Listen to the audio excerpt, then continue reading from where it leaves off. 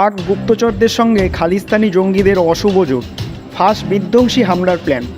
ভারতের গোয়েন্দা সংস্থাগুলি জানিয়েছে, সম্প্রতি খালিস্তানি সন্ত্রাসবাদী সংগঠন বাব্বার খালসা ইন্টারন্যাশনালের সঙ্গে হাত মিলিয়েছে পাকিস্তানের ইন্টার্ন সার্ভিস ইন্টেলিজেন্স। বিধ্বংসী হামলার পরিকল্পনা করছে তারা, কাজে লাগাচ্ছে পাঞ্জাবের গ্যাংস্টার নেটওয়ার্ক, বিভিন্ন মৌলবাদী গোষ্ঠী এবং সন্ত্রাসবাদী সংগঠনগুলিকেও। গত 28 দিন ধরে মোটের উপর নির্বিঘ্নেই চলছে অমরনাথ যাত্রা। 4 লক্ষেরও বেশি ভক্ত অংশ নিয়েছে এই তীর্থযাত্রায়। তবে এবার এই যাত্রায় বিঘ্ন ঘটাতে উঠে পড়ে লেগেছে পাকিস্তানের গুপ্তচর সংস্থা ISI। ভারতের গোয়েন্দা সংস্থাগুলি জানিয়েছে, এর জন্য তারা বাব্বার খালসা ইন্টারন্যাশনালের সঙ্গে হাত মিলিয়েছে।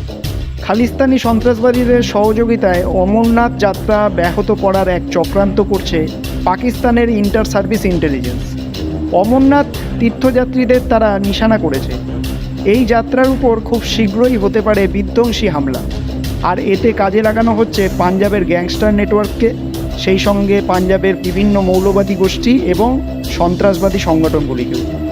সমুদ্রপৃষ্ঠ থেকে 3888 মিটার উচ্চতায় অবস্থিত অমরনাথ গুহা। এই গুহায় পৌঁছানোর 2টি রাস্তা আছে। সবথেকে পুরনো রাস্তাটি হলো দক্ষিণ কাশ্মীরের পহলগাম দিয়ে।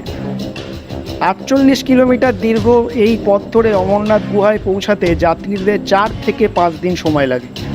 পরে উত্তর কাশ্মীরের বালতাল দিয়ে আরেকটি রাস্তা তৈরি করা হয়েছে। 14 কিলোমিটার দীর্ঘ এই পথ ধরে মাত্র একদিনেই অমরনাথ দর্শন করে বেশ ক্যাম্পে ফিরে আসতে পারেন তীর্থযাত্রীরা। প্রসঙ্গত, এই গুহা মন্দিরে কোনো স্থায়ী বিগ্রহ বা শিবলিঙ্গ নয়, আছে বরফের একটি স্ট্যালাগামাইট, অর্থাৎ বরফ জমে প্রাকৃতিকভাবে শিবলিঙ্গের মতো একটি কাঠামো তৈরি হয়। ভক্তদের মতে এই কাঠামোটি ভগবান শিবের পৌরাণিক শক্তির প্রতীক।